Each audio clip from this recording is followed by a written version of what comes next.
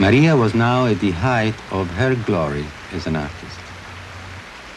This golden period would last less than a decade, and soon conflict and scandal would undermine her confidence and her voice.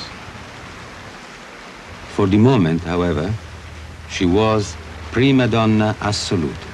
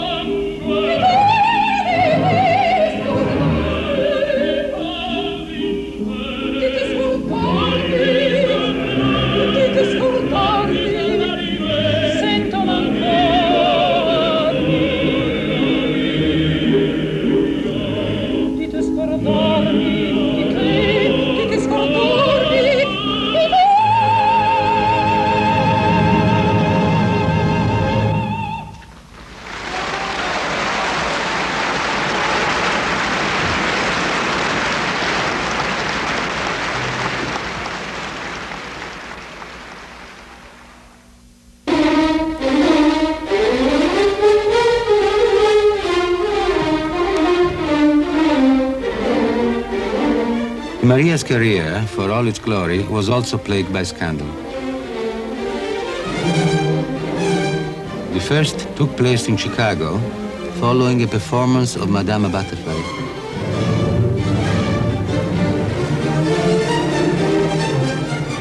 Waiting backstage was a process server. He represented a manager who claimed Maria owed him money. Nicola Riscigno was the conductor that night. Maria was a high-pressured performer. And if there is one spot in opera which is really high-pressured because the composer wants it such, it's the Death of Butterfly. And to come off the stage and in that state of, call it exaltation, you might say, and be confronted with a man who tries to force upon you this piece of paper would be enough to, you know, have a very strong reaction. I think even the most placid person, which Maria was not. She immediately knew what was happening, and I don't know through what strange coincidence a photographer was handy for this whole thing, and the world had a picture of Maria Callas looking like a fury. To the press, she became a tigress. Perhaps the label would not have stuck if the incident in Chicago had been the only one, but it was not. Cancellations in Edinburgh and San Francisco contributed to Callas' growing reputation as being difficult. I met her just the day after I replaced her in Edinburgh, in La Sonnambula. She left for something, I don't remember. It was a scandal. And in Edinburgh, everybody was crazy because Callas left. And I remember there was many newspapers that talk about, and I had many journalists, they want to speak me, they talk with me, they want to talk with me and ask if Callas hit me or say me something very bad. I said, no, I didn't even met her. I said, why she had to say something bad to me? I didn't. So I sang this Sonnambula with the Sisek that everybody knows, and the day after, I met her for the first time in Milano. It was the first rehearsal of Medea, and Maestra Serafin was there. And she was very nice with me. She said, oh, I knew you last night. You sang in La Sonnambula. You had the greatest sex. Brava. Go on like this.